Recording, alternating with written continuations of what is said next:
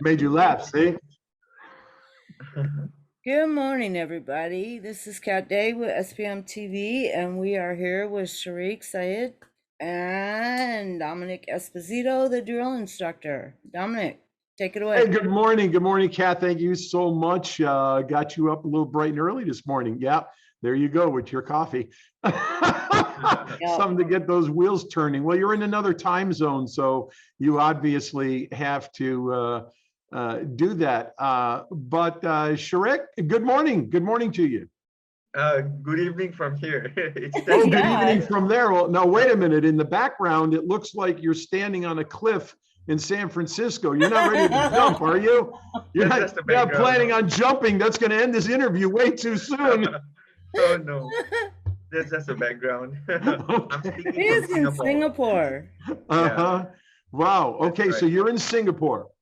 There's a 12-hour Fantastic. time difference. Yeah. You are in a generation, in a day in a generation where what we are doing right now just could have never been done before. This is a remarkable thing for you to be right where you are. And we could just instantly pull you up with scarcely any delay for anybody to wonder. And that's fantastic. Well, what's the weather like in Singapore today? It's basically hot all year round. So it's 90 degrees Fahrenheit, roughly about there, all the time throughout the year because we're near the equator. Oh, okay, Yeah. okay. So in other words, you don't get snow. We don't get snow, not at all. Not even close. Not unless you shake it in some kind of a bubble or something. A snow Well, globe. that's wonderful. So you're born and raised. You grew up there. Is that really your hometown? Yes, that's my hometown. Singapore is my hometown. I grew up here. That's where I learned how to play pool, you know, Good. studied here. Mm. Well, in the little bit of time we have, I want pool players to get to know you, to get to fall in love with you. And the next time you happen to be anywhere in sight, they can instantly go, oh, check it out, that's Sharik. And they can run up to you and get excited about feeling that they can get to know you in person. So why don't we just do a few things to give people a chance to first of all, how old are you right now? I actually just turned 32. You just turned 32. Very good. You Yeah, wear it well. And thank you. how old were you when you started to learn pool? I started when I was 16. 16 to 32. Okay. Yeah. And what got you excited about even wanting to learn about pool? Um, I don't know. I guess I just like the sound of the balls going into the pockets. You know It's something? addicting. The rolling of the colors and the clicking sound of the balls is the number one and number two reason why anyone who started playing pool young says they were attracted to wanting to play pool. So thank you for saying that and Yeah. validating that for people. So tell us a little bit about what happened when you discovered pool and how your passion grew. Tell us about it. Okay, so I was in high school and I used to go to this place to play computer games all the time. But unfortunately or fortunately, this one particular day, all the computers were taken up. So there were some 7-foot valley tables, right next to the computers. And my friend told me, you know what, let's play pool. And I was like, what's this game about?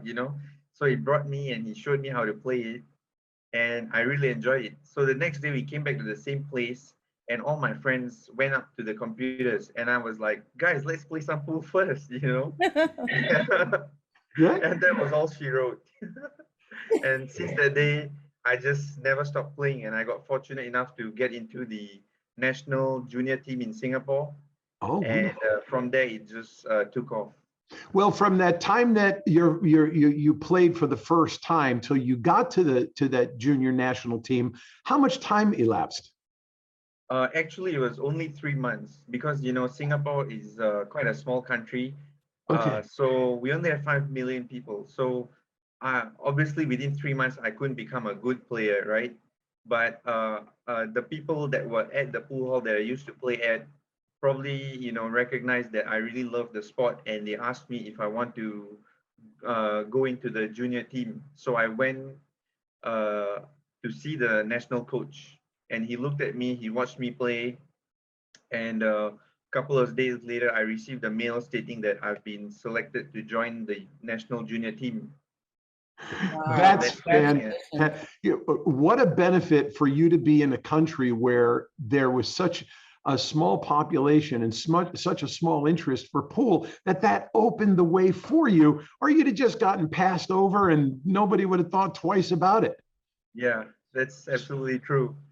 So when did the formal instruction, let me use the term formal just for the sake of saying it. When did the formal instruction begin where you started learning how to control the cue ball and the logic and thinking of how to begin working the table? How did that begin to happen for you? Yeah, I guess once I got into the youth squad,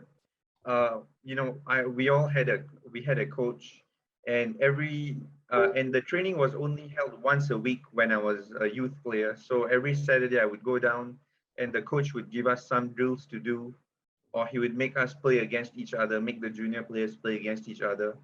And as I got better and better, they moved me, to the intermediate squad, where I got coached from the national coach, not the youth coach. So I guess he started teaching me more advanced techniques like, how to run a rack, where to play position, what is the right shot, and, stuff like that. So it started off when I joined the youth team. And at what point did you discover in your mind, I want to be a professional at this? How did that happen? Okay, that's a good question. So right after I started playing, I think 2 or 3 weeks after I started playing, I watched the 2005 World Championship on TV. It was just being broadcasted, and Wu had won it. He was 16 years old, and he beat his country mate in the finals. And I was like, wow, this is amazing. He's 16 years old and he's become a world champion. Mhm. And look at how happy he is. He's so famous, and and I was like, I turned around and I looked at my mom and I said, I want to become a pro at this sport. I love it. What So did your mom say? What did your mom say? She was like, wow, you know what? Let's go and find something. And I told my mom, like, I started playing this game 2 weeks ago and I really love it. And so first what she did was we went out to get me a personal cue. So I got like a used cue, and then we looked online in Singapore to find a coach. Like we couldn't really find one. So this was And of course, you didn't know you could call the drill instructor, so you were stuck. Yeah, I thought if I was in the US, my life would be so different. I can say that for sure. A lot of people say that, yes. Yeah, pool was not very prevalent back when I started in Singapore, but it has picked up a lot now in the last 10 years. So yeah, that's how I guess. So she was supportive of it, but she started to doubt my, like she was against it when I started coming home late at like 11 o'clock, just because I couldn't stop playing pool, and I was like, I've just been training all day. I love it so much. And I told her that, look, I'm just gonna make sure I do my homework and everything, but just let me play because I love this. She had never seen me so interested in something, so she let me play it as long as I managed my studies. Of course, and from a mom's point of view, that's the valuable thing, to make sure her kid just doesn't become, Yeah, a numbskull. Yeah, that's right. Yep. And of course, it's really great that that passion, we can look at where we are today. Everybody knows the end of the story. It's become, it's become the reality that your name is on the board. Okay. Yeah. When did you make your first money playing pool? First, professionally, or like any tournament? Any tournament. Wow. You started hitting the ball when you were 16 years old because all the computers were busy. And now you've got coaching. Coaching is advancing. Your passion is growing. Mom's giving you more rope. How did money start? First time you ever got involved with money. How did it start? I played in a local tournament. It was a junior tournament, I guess. And I think it was the National Under-21 Championship. And I entered the money rounds. I didn't win that tournament, but I got deep enough to cash in the tournament. And I got really happy about it. So that was my first. How much did you win? I think it was $100 or $200. Wow. Yeah. And what did you do with the money? I can't remember right now, but I think I saved it to probably invest it for table time. Okay. Okay. I'll tell you, the first time I entered a tournament and won third place Wow. and won $5, Okay. and I framed it. Wow. I framed it. And that was the seed. You know, when you plant a seed and it begins to grow, the seed disappears. Right. And to too many players, and to too many sports, and to too many things of life, but specifically to pool, we forget that first root. We forget it was the color of the roll, the clicking sound of the ball, and that $5 plaque. Yeah. And to look and see the roots of where that is. You're 32 years old today. I mean, think about this. Just half your life ago, it's funny when you say 2005. 2005, I was setting up my next exhibition. Wow. I'm more than twice your age, which is fine. The point is, though, don't forget the roots of why you love this.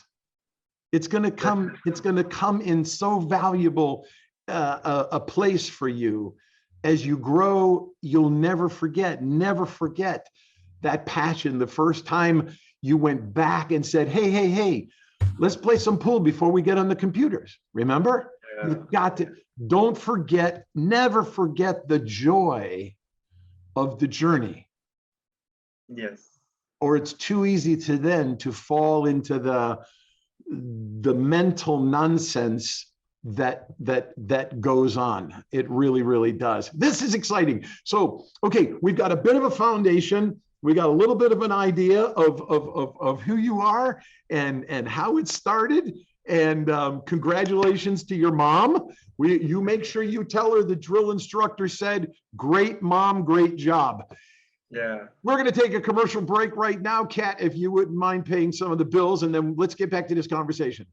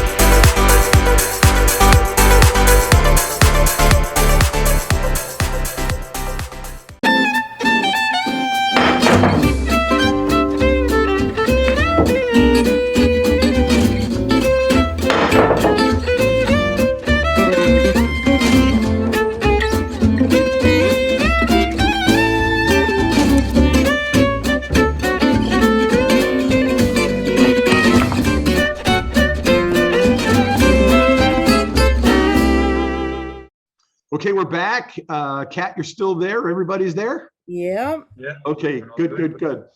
Sharik, boy, a day in the life of Singapore. Just something about that sounds romantic, and but it's so exciting to hear the population of pool is growing. What is really happening, though? Because now that you're on the professional level, you're in the professional light, it's very possible you're not home very much anymore. So tell us a little bit about what has been happening to you recently within your travels, and where have you gone and what has been happening? All right. Recently, Actually, I've been to the US just in February, and I came back in April. I played in a couple of tournaments, like the World 10 Ball Championship, the Las Vegas 10 Ball Tournament, Mhm. and also the World Pool Championship, and a couple of smaller events in the US. So how And did you do? I did pretty good. I was actually last year I was actually working a full-time job, and I actually got an offer from a sponsor in Singapore to convert to playing full-time. So I'm very grateful for that. So I left my full-time job to do this for a living. You know, of course, my sponsors are taking great care of me. The name Who's your of my sponsor sponsor? is, huh? Who's your sponsor? Yeah, it's the Ronnie O'Sullivan Snooker Academy. I'm not sure if you guys have Hey. know Ronnie O'Sullivan. Oh, yeah. Sure. He was just here Yeah, for dinner a couple of days ago. actually, he just landed in Singapore today, and he was at the academy. And so yeah, so they've been sponsoring me, and I've been traveling. And my first trip, right when I left my job, I didn't do too well. But the second trip, I did a lot better because I was training every day. And so I've continued, and I'm keeping up the training every day. I'm working, training about 6, 7, 8 hours a day, How many? 6 to 8 hours a day. And what do you do? What do you call training? What is it that you're actually doing when you're training? Give us a little bit of a view so that the amateur players can begin to get an assessment of when they think they're spending a few hours on a pool table, what are they doing versus what are you doing? Okay, so I work on very specific things. Like I'm very honest with my own evaluation. Like I'll think about what mistakes I've made recently. What are the patterns I can identify? Like, am I weak at cut shots, or am I weak at playing at soft speeds or medium speeds or high speeds? Is it left English or right English? And once I know the pattern, I'll set up that shot repeatedly and keep shooting it, or I will find drills or think of drills to do, and I'll shoot them to the point that I don't miss it anymore. And then I know Well, I've you got. see, the amateur usually shoots a shot until they make it. And I tell them repeatedly, but the pro will shoot it until he's convinced he doesn't miss it anymore. Yeah, because I think at the pro level, especially with the competition these days, it's really stiff and everybody's so good. So you just can't afford many mistakes. And one of the other things that I work on every day is my technique. I think that's very, very important. You know, just keeping your muscles, your cueing motion, your body still, you know, Oh, my not goodness. having Yeah, too you're much bringing up movement. fabulous points. Exactly. Yeah. Tell us about your physical fitness. Physical fitness wise, I do work on my physical fitness. I haven't been the best at it lately, but I do some weights, very little cardio because I'm not a big fan, but mostly I go to the gym, lift some weights just to make myself feel good. You know, it releases the feel good endorphins, and then I have a better day of training. You know, just because. And what about your nutrition? What do you know about that? How are you taking care of that properly? Um, okay, so I wish I had a nutritionist, but I don't. But the things that I'm doing right now, I just make sure that I'm doing intermittent fasting. That's what I do. Like, If you need good nutritional coaching, you contact me and I will begin to direct and guide you properly. It is wow. very essential. It is so important that, as you would know, but as we are speaking for the benefit of the players of the world, according to Karim at Predator, there's 300 million people who are engaged in the billiard world in some fashion, form, or capacity. And so, assuming that that number is reasonably accurate, the majority of them never recognize very clear and definitive and defining points. For example, 50% of the game is mental, 50% of the game is mechanical. Half the game is defense, half the game is offense. Mm-hmm. If you do not nutritionally balance your fitness and activity with your nutrition, you are automatically sabotaging the machine so that when it goes into performance, you should never be discouraged when it doesn't produce what you're trying to accomplish. Yeah. The bottom line is these are critical points to recognizing what pool is pool a game of chance? Is pool about getting lucky? No, it's a sport played by a professional athlete. Mhm. And if you're going to be a professional athlete, you have to take care of this temple with all of the absolute appropriate protocols of what is expected of a professional athlete. Otherwise, if you don't do that, then you hang up the shingle on the wall that says ball banger, right? Right. That's it. Right. You're a ball banger or Yeah. you're a professional athlete at this game. You take your pick. Now, some people Yeah. want to say, no, to me, it's just a hobby. It's a getaway. You know, it's a release. I got enough stress going on in my life. I can go out. Hey, that's wonderful. That's why they formed the APA. Yeah. That's great. There's got to be an outlet where everybody can just enjoy the joy of the sport, but you're making a living at it. Yep. So Right. what is your goals? Tell us about what your coaches and you, what is your future looking like? What are the most important things you hope to accomplish in your near future? Let's call the near future 5 years. All right. In the near future, I definitely want to, win a major title. That's definitely on my mind. I'm working towards that.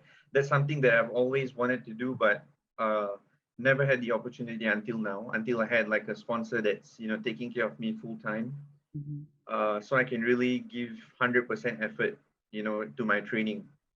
So I definitely want to win a major title. And the most important thing is I just want to see how far I can take this dream. Whatever I've set out to accomplish, I would just want to become the best version of me. Well, the best version of you still has to have a point of a benchmark that there has to be a plumb line. There has to be, like, you have a vision of a house, but there has to be a blueprint that shows exactly what that house is going to look like if it's going to be built right. Right. And so for you, Sharik, there needs to be a blueprint. Right. And there needs to be a pathway. Mm-hmm. I agree. And then you have the confidence and the tools and the support. Now you're getting the support in place. You're definitely getting the confidence in place. And we don't get too many opportunities to really talk to up and coming and rising professionals. Okay, yeah. You are right in my garden right now, and how to grow you up perfectly, and with the proficiency of taking world championship title. This is, these are my hot buttons in a heartbeat. So my questions to you, while I'm telling them to you, asking them to you, the public is going, gosh, I don't know, I don't do that much for me. Mm-hmm. So just for the fun of it, that you and I may never get to talk again unless we run into each other somewhere, or if you ring the phone, but how about the possibility if the listeners could ask, what would Sharik want to know? What would you want to ask if you had the opportunity to just really get with Mark Wilson? Like you said, you worked with him. Get with Ronnie Sullivan, worked with him. Guess what? You're talking to the drill instructor today. Okay. What do you want to ask me? What can I do to possibly give something to you that you can throw into your quiver and pull it off at a time you might need it to take it over? Maybe like I would like to know how to structure my training even better. Like I only know what I know, but I'd like to see it from the perspective of, somebody that has been coaching their whole lifetime like you. How would you structure a professional player's training? Like if, let's say, they are training for 8 hours a day, what would those 8 hours consist of? Okay. Let me throw a couple of headlines at you so we could start from there. Okay. Today's 8 hours were designed yesterday. Mm-hmm. This morning, when we woke up and got ready, you already know what is going to be on today's menu and agenda. Yes. That's critical. By the end of the day, you do an entire evaluation of what happened today in comparison from last night's design for the expectation of today, and where did each component measure? Where did the mental game measure? Where did the mechanical game measure? Where did the offensive measure? Where did the defensive measure? Where did the bullet points of ultimate concern be addressed? And so we do an assessment at the end to see if we measured the expectation that we designed yesterday. Then, as a result of what we determine has happened, we design tomorrow. Right. When that book is closed, we relax, we chill, we just do whatever we do. That is the normal part of enjoying a private, personal, engaged relationship life, whatever it may be. And when tomorrow you wake up, we already know from the moment you wake up, it was designed last night. I know my nutritional day. I know my fitness day. I know my mechanical day. I know my mental day. I know my offensive day. I know my defensive day. I know key points that I intend to accomplish. And I have the ultimate result where I also constantly have a measurement. You know, when they build a brand new house, each phase, you have to have what? An inspection. And if the inspector doesn't come and say, yes, the plumbing was put in correctly, yes, the electrical was put in correctly, you can continue building. Right. If your structure is not built within that, which is the general common normalcy of all pros at the pro level in other sports, then somebody isn't taking control of the structure of how to get you to the end result that you're getting to. What is the shortest distance between any 2 points? Straight line. Exactly. This is not a straight line. Yeah. And that might be the very thing that happens when you show up on Tuesday and say, what are we doing today? You're already late. Too late. Yeah. Right. So when you can't seem to find ball to shoot at and you go, well, maybe I should play defense. You're too late. Yeah. You could have knew that 3 balls ago. Do you think that what you just explained is a one-man job? Whoever that head coach is of the team, he then also has the ability to recognize the other areas of skills and talents. That's why there's a defensive coach. That's why there's an offensive coach. That's why there's a kicking coach. That's why there's special unit coach. Whatever it may be that you're looking at, there's never one guy who is, oh, I know everything. Really? You don't want him around at all. Yeah. But if you can take everybody from this guy, break it down to these guys, who break it down to these guys, and as long as everything is done and studied in its appropriate part, you can also determine, what are we missing? Who do we need? What area do we not have the strength in that we need to be working with? Who is really not holding up their end that we thought they were going to give us what we were expecting and they didn't come through? You see what's happening? Yeah. And this is why there's a head coach. And then this is why there are specialty coaches. Now, for me, with amateurs, all they need is me. But at a pro level, some of the pros that I've worked with, the bottom line is I'm looking at what are they getting and who are they getting it from? And then I'm assessing and evaluating the whole of it and overseeing the whole of it to know, okay, this is being done right. And I am sharing this for your benefit. I could never just have an interview with you today and not want to give you something. Thank you. And I want you to give everyone else something. But that's why I'm the drill instructor. Before you go to war, you better have gone through some amazing boot camp, or you might be dead sooner than you want to be. Make sense? Yes, makes sense. In the last few moments that we have with you, Mhm. I'd like you to do something special, please. And if you want to take a moment to think, do so. I want you to look into your camera and speak to every person who might be thinking, like the day you went to your mama and said, Mommy, I want to be a professional at this. I want to do this. I love this. I just want to be great at this. I just want to be good at this. I don't have to be a professional, but I want to be good at it. Everybody who just wants to make it a hobby, okay, God bless them, let them go. But everybody who wants to compete, who wants to make it, share with them from your heart. Speak to them. Give them some wisdom to motivate them and help them feel like, Sharik did it, I can do it too. Wow. Okay, I need a moment. Please take a moment. Okay, I guess for anybody that's on this journey to, try to become a professional, become the best version of themselves, the one thing that they cannot compromise is being honest with themselves. You cannot lie to yourself about where you are or how you play.